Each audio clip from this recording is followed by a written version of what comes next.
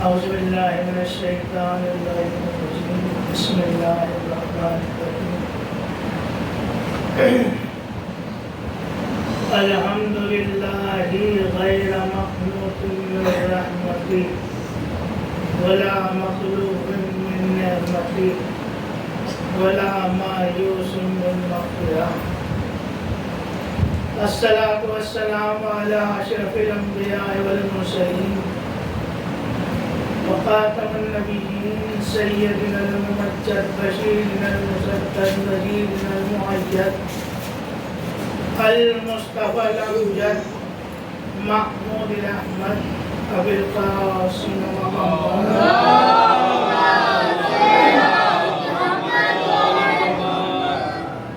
وإلى بيت الطيبين الطاهرين لا سيما على صاحب الدعوة النبوية والصولة الحيدرية والعصمة الفاطمية والحلم الحسنية والشجاعة الحسينية والصبر السجادية والآثار الباقرية والمآثر الجعفرية والعلوم الكاظمية والهجج الرضوية والجود التقوية والنقاوة النقوية والهيبة العسكرية والغيبة الولاهية القائمية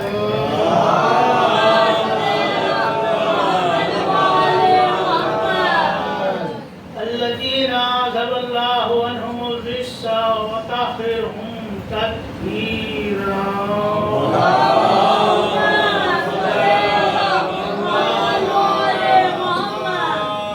ولعنة الله على أعدائهم وقتلتهم وغاصب حقوقهم ومنكر فضائلهم ومصائبهم وكرامتهم وشجاعتهم وسخاوتهم وطهارتهم وجلالتهم وزيارتهم وولايتهم وإمامتهم وعظمتهم وعطشهم أجمعين من ليلنا هذا إلى قيام يوم الدين. أما بعد فقد قال سبحانه وتعالى في كتابه الكريم وقرآنه المجيد وقوله الحق بسم الله الرحمن الرحيم هل جزاء الإحسان إلا الإحسان. صلوات پڑھیے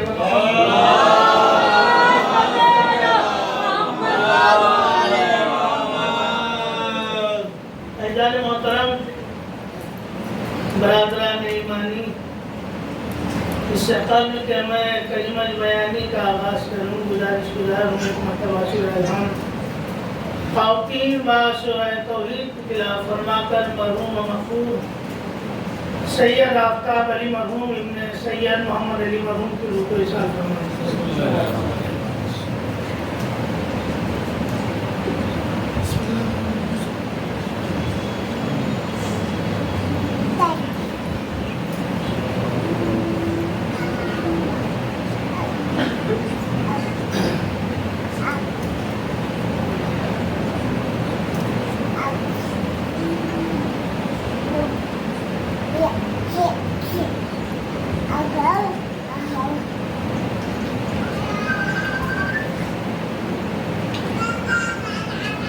سید آفتاب علی مرحوم ابن سید محمد علی مرحوم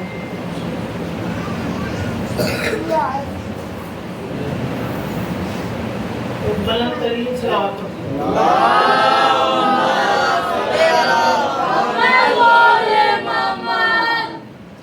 اعزاز محترم برادران ایمانی، آج کی اس مقدس محترم پاک و پاکیزہ اور اہم ترین عبادت کے لیے شاہنامہ کلام کے طور پر قرآن مجید کے مشہور و معروف آیت کریمہ کی تلاوت کو ہم نے شرف حاصل کیا ہے، جس میں خالق کائنات اعلان کر رہا ہے کہ ہل جزاء الاحسان الا الاحسان.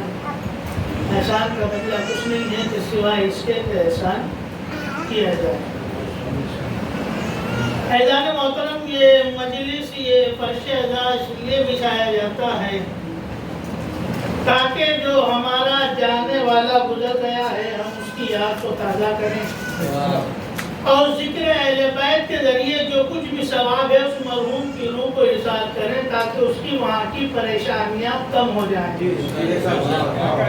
توجہ دیجیے محترم, اس کی وجہ کیا ہے کہ ہمارا جانے والا دنیا سے چلا گیا, جانے والا دنیا سے چلا گیا. ہم روتے ہیں, آنسو بہاتے ہیں, اس کو غسل و کفن دیتے ہیں اور خاک کے حوالے کر دیتے ہیں. جانے والا چلا گیا, اب ہم آنسو بہا رہے ہیں. توجہ ہے, مگر دنیا کا دستور دیکھیے, کہیں ایک دن وہ منایا جاتا ہے, کہیں 2 دن, کہیں 3 دن اور پھر ختم.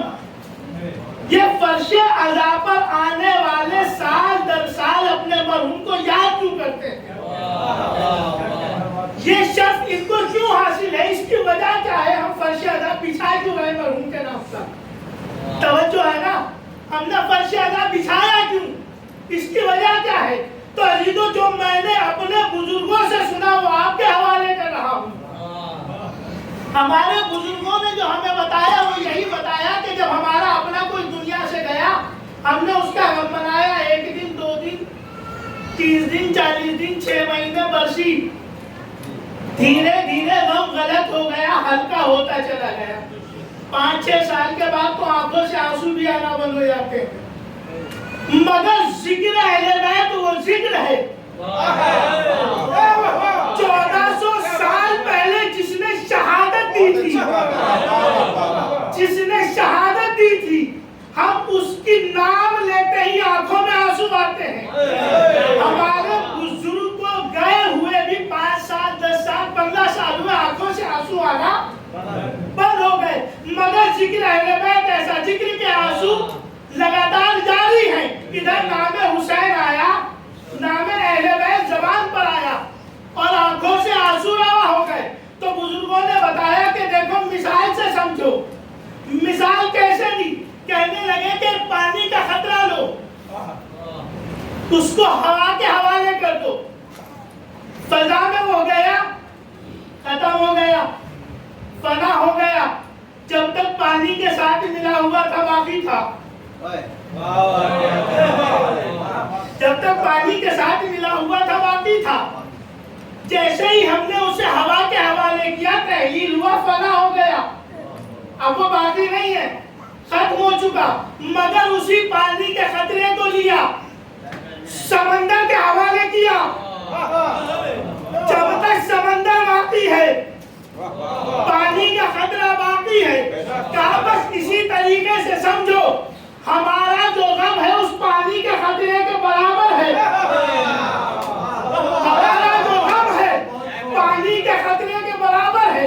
40 دن رونے کے بعد ختم ہو جائے گا, مگر ہم نے اپنا غم بھلایا, اپنا غم بھلا کر اہل بیت کے غم میں آنسو بہانا شروع کر دیے. یعنی ہم نے اپنے غم کو اہل بیت کے غم سے ملا دیا. اب جب تک اہل بیت کا غم باقی, ہمارا مرحوم بھی زندہ, اس کا تذکرہ بھی زندہ. صلوات پڑھیں محمد.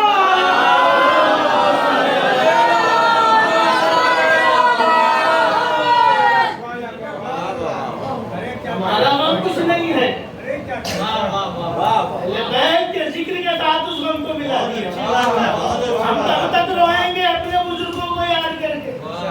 ہاں, اگر فرش عزا بچھا دیا ان کے غم میں, جب جب فرش عزا بچھے گا تب تک ہم روئیں گے.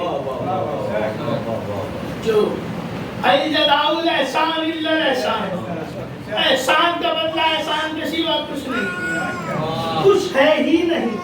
اور عزیزان محترم, اس مذہب اسلام پر جتنے احسانات کیے سب علی اور آل علی نے کیے,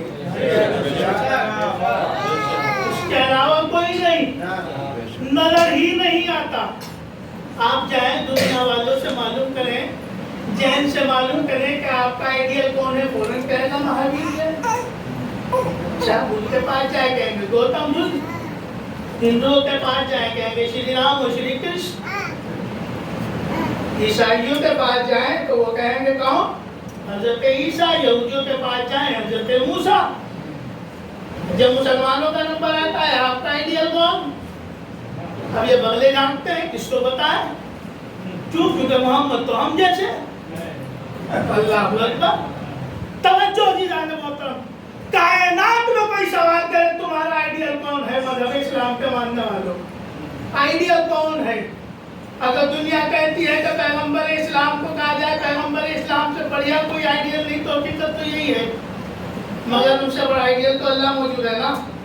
وہ خود رسول کا خالق ہے. وہ خود رسول کا خالق ہے.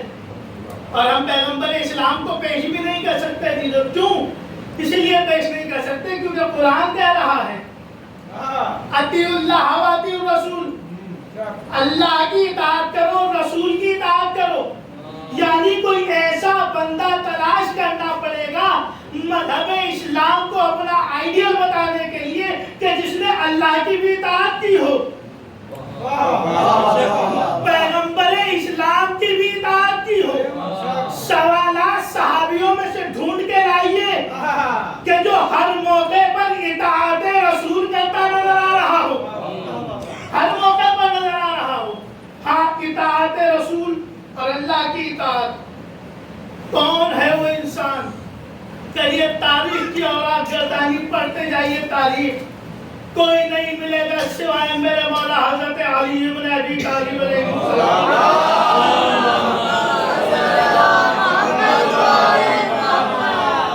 کوئی ہے ہی نہیں تاریخ کے اندر جس نے ہر موقع پر اطاعت پیغمبر اسلام کی ہو, ہر موقع پر اطاعت کی ہے. توجہ عزیزان گرامی, یہ ابو طالب کی اولاد ہے کہ جنہوں نے پیغمبر اسلام کی اطاعت کی ہے. الجزاء الاحسان الا الاحسان. احسان کا بدلہ احسان کے سوا کچھ ہے ہی نہیں. مولا کائنات نے ایک اور حدیث ارشاد فرما دی. کیا کہا کہ اس کے شر سے بچو جس پر احسان کرو, اس کے شر سے بچو. اب مولا کائنات عالم اسلام پر, عالم انسانیت پر اور مذہب اسلام پر احسان کرتے گئے. اور لوگوں نے کیا کیا آپ کے سامنے ہے. شر سے بچنا ضروری ہے. 25 سال مذہب اسلام کی باغ ڈور اور کسی کے ہاتھ میں رہی, مگر پلٹ کے آئی تو پھر علی کے دروازے پر. توجہ ہے, پلٹ کے آئی تو علی کے دروازے پر. کیسے پلٹ کے آئی؟ لے کر آ گئے تلواریں. یا علی اگر خلافت قبول نہ کرو گے تو سر و تن میں جدائی ہو جائے گی. مولا کائنات نے خلافت کو قبول کیا. توجہ, اب یہاں پر ایک اعتراض ہوتا ہے, ایک اعتراض ہوتا ہے. اعتراض کیا ہے؟ اعتراض یہ ہے کہ جب مولا کائنات پر کے پاس خلافت آ گئی تھی تو انہوں نے اپنے بدلے کیوں نہیں لے لیے؟ توجہ. اور اگر علی حق پر تھے تو 25 سال حکومت اور کہیں کیوں رہی؟ 25 سال حکومت اور کہیں کیوں رہی؟ یہ عزیزان گرامی خلیفہ دوم کے زمانے میں ثابت ہوا کہ مولا کائنات نے اور کہیں کیوں رہنے دی. توجہ ہے, جب وہ دو عورتیں آپس میں لڑتی ہوئی آئیں کہ یہ بچہ میرا ہے, دوسری بھی کہتی ہے بچہ میرا ہے. دونوں نے دعویٰ کیا, فیصلہ نہ ہو سکا. سلمان فارسی اٹھے کہ تمہارے بس کی بات نہیں ہے. کہا پھر فیصلہ کون کرے گا؟ کہا چلو دربار علی میں, علی کے در پہ چلتے ہیں. وہاں پہنچنے کے بعد اور ہم اس کا فیصلہ کرائیں گے. مولا کائنات کے سامنے لا کے بچے کو رکھا. دونوں عورتوں نے دعویٰ کیا بچہ ہمارا ہے, بچہ ہمارا ہے. مولا کائنات نے کہا خنبہ تلوار لاؤ. لانے کے بعد بچے کے دو کر دو, آدھا آدھا دونوں کو دے دو. توجہ ہے, ہزاروں بار کا واقعہ سنا ہوا ہے نا, مجھے واقعہ نہیں پڑھنا. نتیجہ آپ کے سامنے پیش کرنا ہے کہ علی نے مذہب اسلام پر احسان کیسے کیا, مذہب اسلام پر مولا کائنات نے احسان کیسے کیا. توجہ جنان گرامی, اور بدلہ کیوں نہیں لیا؟ کہا تلوار سے 2 ٹکڑے کر دیے جائیں. تلوار لے کے بڑھے, دونوں میں سے ایک عورت آگے بڑھی. یا علی بچے کو زندہ رہنے دیجیے, اس عورت کو دے دیجیے, 2 ٹکڑے نہ کیجیے. کم سے کم بچہ زندہ تو رہے گا نا.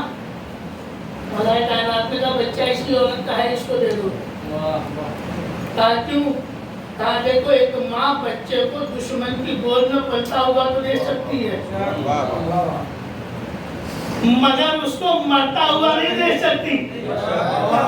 مرتا ہوا نہیں دے سکتی. دشمن کی گود میں پلتا ہوا دے سکتی ہے، مرتا ہوا نہیں دے سکتی. لہذا بچہ اس کو دے دیا جائے. عزیزان گرامی، اب جنہوں نے سوال کیا تھا نا کہ مولا کائنات اگر حق پر تھے تو ان سے لڑ کر اسلام کیوں نہ لے لیا، اب سمجھ میں آیا.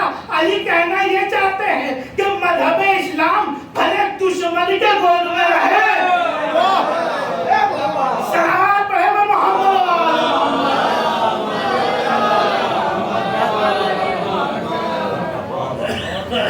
اطاعت کرتے ہوئے نظر آتے ہیں. تو مولا کائنات حل جزاء الاحسان الا الاحسان، علی کے سوا کوئی نہیں ملتا.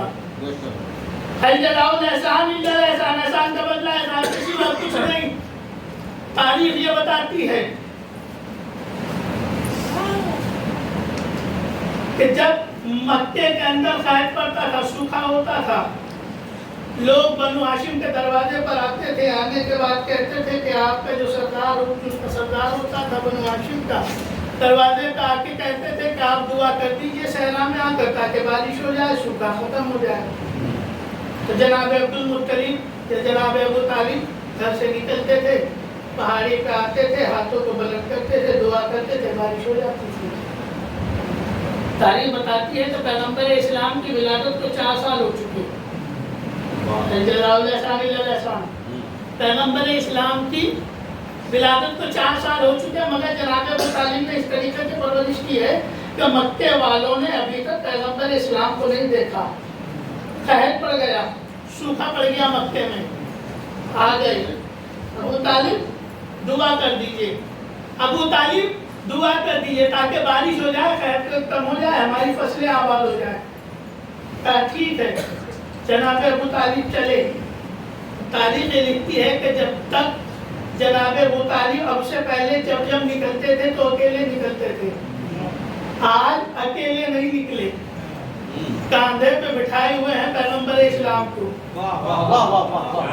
اور چلے آئے پہاڑی کے اوپر.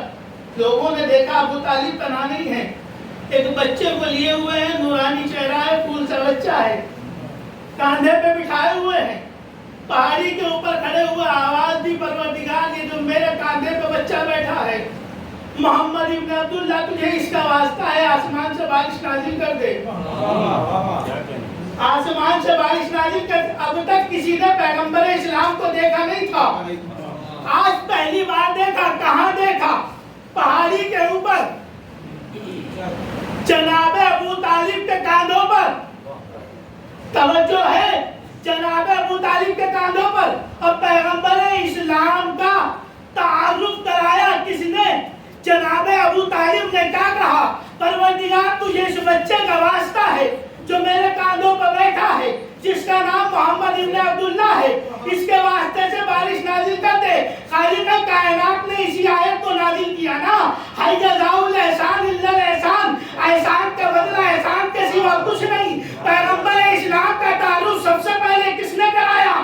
جناب ابو طالب نے. خالق کائنات نے آواز دی، اے ابو طالب، آج تو نے میرے رسول، میرے حبیب محمد کا تعارف بڑے کفار کے مجمع میں اپنے کاندھوں کے اوپر کرایا ہے. میں بھی اللہ نہیں ہوں کہ جب تک محمد کے کاندھے پر علی کو بغل کر کے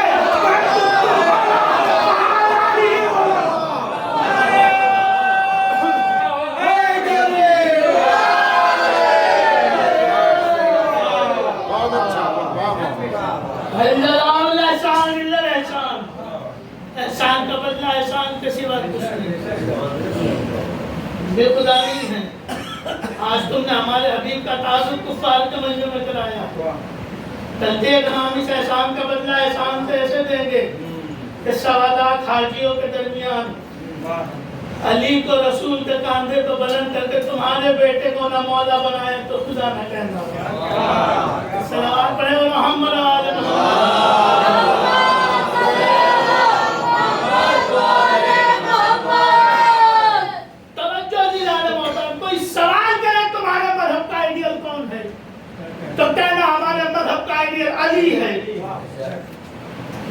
پوچھیں گے علی کیسے؟ پلٹ کے کہنا کہ یہ مذہب اتنا عظیم مذہب ہے کہ اس مذہب کے لیے علی اور آل علی نے اپنی جان کی قربانیاں دے دی. تو سامنے والا سوچنے پہ مجبور ہوگا نا. جینی سوچیں گے ہمارے مذہب کے لیے تو مہاویر نے قربانی نہیں دی تھی. ہندو سوچیں گے ہمارے مذہب کے لیے تو شری کرشن شری رام نے قربانی نہیں دی تھی ہے نا. عیسائی سوچیں گے ہمارے مذہب کے لیے تو عیسیٰ نے قربانی نہیں دی تھی. یہودی سوچیں گے. پھر وہ خود پڑھنا شروع کریں گے علی اور آل علی کو. ہمیں بتانے کی ضرورت ہی نہیں ہے. ہمیں صرف اتنا کہنا ہے یہ اتنا عظیم مذہب اسلام ہے کہ اس کے لیے علی اور آل علی نے جان کی قربانیاں دے دی, بچوں کی قربانیاں دے دی. اطیعوا اللہ و اطیعوا الرسول. بس آخری بات ہے اور اب مسائل ہے. اللہ کی اطاعت اور رسول کی اطاعت سوائے علی کے کوئی کرتا نظر نہیں آتا.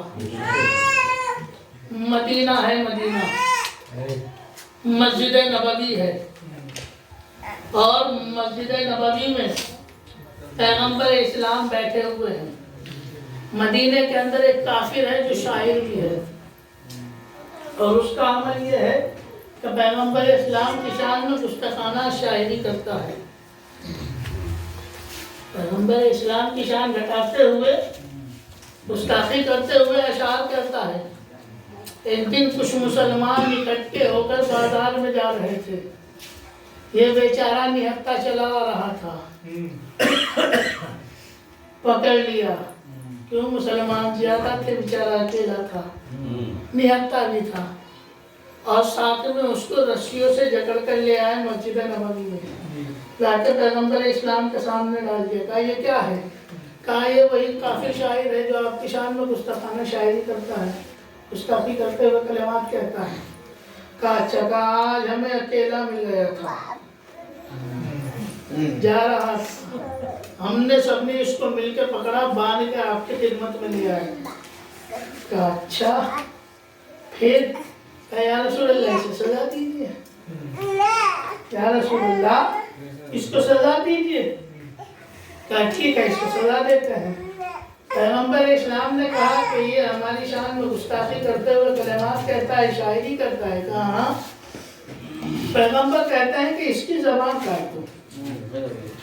کیا کہا؟ اس کی زبان کاٹ دو. جیسے ہی یہ جملہ سنا, وہ جن کی تلواریں نہ بدر میں چمکی نہ احد میں نکلی, جو خیبر میں علم چھوڑ چھوڑ کے بھاگتے رہے, ان کی وہ زنگالود تلواریں, زنگالود خنجر میانوں سے باہر. یا رسول اللہ میں کاٹوں, یا رسول اللہ میں کاٹوں. چاروں طرف سے شور برپا. یا رسول اللہ ہم کاٹیں گے اس کی زبان. یا رسول اللہ ہم کاٹیں گے. کیوں؟ اس لیے کہ نہتا ہے, ہاتھ پیر بندھے ہوئے ہیں, پلٹ کے حملہ نہیں کر سکتا. یا رسول اللہ ہم کاٹیں اس کی زبان. یا رسول اللہ ہم کاٹیں اس کی زبان. شور ہے, ہم کاٹیں اس کی زبان. اتنے میں مسجد نبوی کے دروازے میں شہر علم کا دروازہ کھلا. مولائے کائنات داخل مسجد ہوئے. فرش مسجد نے قدم مولائے کائنات کے بوسے لیے. مولا علی آتے نظر آئے. رسول اللہ نے فرمایا نہیں تم نہیں کاٹو گے, اس کی زبان علی کاٹیں گے. واہ واہ واہ کیا کہنا. جو تلواریں میدان میں نہ چلی تھی وہ پھر واپس میدانوں میں چلی گئی. کھلے ہوئے چہرے مرجھا گئے. یہاں بھی علی بازی مار گئے. علی بھائی کیا بات ہے؟ کہا یا علی یہ گستاخانہ شاعری کرتا ہے. کہا پھر کیا کرے؟ کہا اس کی زبان کاٹ دو. اچھا ٹھیک ہے, اب یہ سب تیار ہے کہ ہاں اس کی زبان کٹے گی. کیوں؟ کیونکہ علی نے کبھی اطاعت رسول میں دیری نہیں کی, کبھی اطاعت رسول میں کمی نہیں کی, کبھی رسول کی نافرمانی نہیں کی. اب کٹے گی اس کی زبان. مولا کائنات نے اس بندھی ہوئی گٹھری کو اٹھایا, صحن مسجد سے باہر لے کر آئے. سابقہ روایت کو دہراتے ہوئے سارے مسلمان رسول اللہ کو مسجد میں اکیلا چھوڑ کر پیچھے پیچھے چل دیے. تماشا دیکھنے کے آتی تھے, پیچھے پیچھے چل دیا. آج اس کی زبان کٹتے ہوئے دیکھیں گے, زبان کٹتے ہوئے دیکھیں گے. مولا کائنات نے کیا کیا کہ مسجد سے باہر لا کر اس گٹھری کو کھولا, اس کی رسی کو کھولا, اسے آزاد کیا. کہا سامنے ناقہ کھڑا ہے, اس کے گلے میں 300 درہم ہے, ناقہ بھی لے جا, 300 درہم بھی لے جا, راہ فرار اختیار کر. رسول اللہ نے کیا کہا تھا, یا علی اس کی زبان کاٹ دو. مولا کائنات نے کیا کیا کہ اس کو درہم بھی دیے, سواری بھی دی, راہ فرار کا موقع بھی دیا. اب جیسے انہوں نے یہ منظر دیکھا, پلٹ کے مسجد میں آئے, چلانا شروع کر دیا, یا رسول اللہ دیکھا آپ نے علی نے کیا کیا, دیکھا آپ نے علی نے کیا کیا. رسول بیٹھے مسکرا رہے ہیں, رسول بیٹھے مسکرا رہے ہیں. یا رسول اللہ دیکھا کیا کیا, کہا آپ نے کہا تھا کہ زبان کاٹ دو. ہاں کہا تھا. کہا انہوں نے اسے آزاد بھی کیا, درہم بھی دیا, ناقہ بھی دیا, اور راہ فرار اختیار کرنے کا موقع دے دیا. کہا پھر, کہا آپ نے تو زبان کاٹنے کو کہا تھا. پیغمبر اسلام مسکرائے, مسکرا کے ایک تاریخی جملہ کہا کہ میری بات کا مطلب تم نہیں سمجھے, علی سمجھ گئے. میری بات کا مطلب تم نہیں سمجھے, علی سمجھ گئے. یہاں پہ اس روایت کو روکتا میں کہوں گا, یا رسول اللہ جو آپ کی زندگی میں آپ کی بات کا مطلب نہ سمجھے ہو, آپ کے بعد غدیر ہے, سلام پڑھے محمد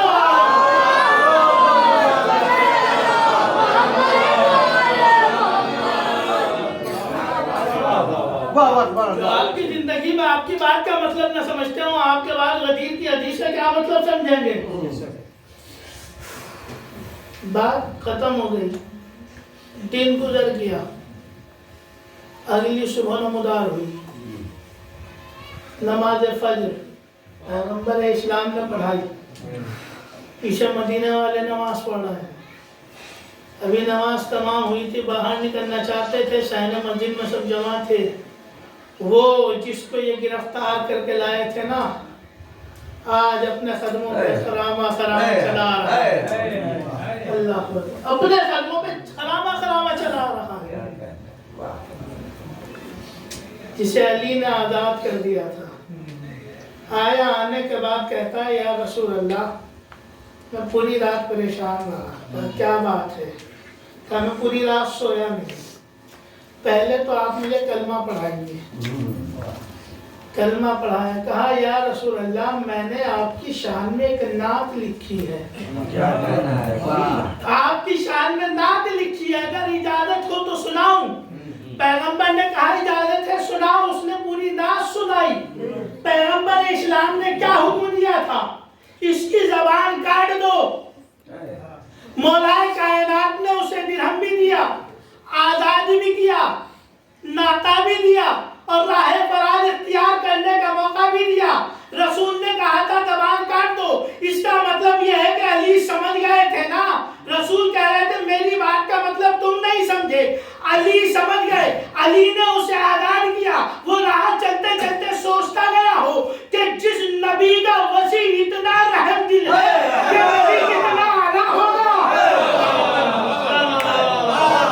معلوم یہ ہوئے کہ وہ زبان جو اب تک گستاخی کر رہی تھی, اب شان میں کلمات کر رہی ہے.